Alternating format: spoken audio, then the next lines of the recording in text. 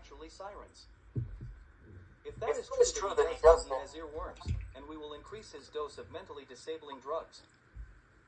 There is no way to guarantee that when Daniel says that he hears a siren, that there are actually sirens. If that is true that he does, then he has earworms, and we will increase his dose of mentally disabling drugs. There is no way to the Operaverse.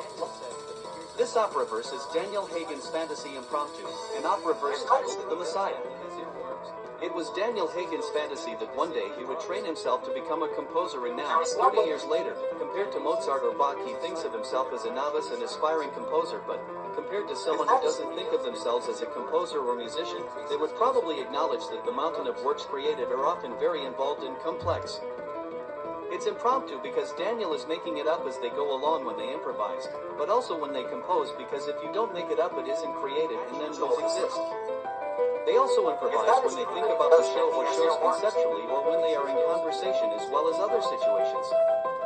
You don't have to, but you should think about making your own Operaverse. I encourage you to think about Operaverses as Venn diagrams, in that multiple Operaverses can exist and they can be independent or may include overlap, or they don't have to be independent, and one can be generated by or controlled by the other.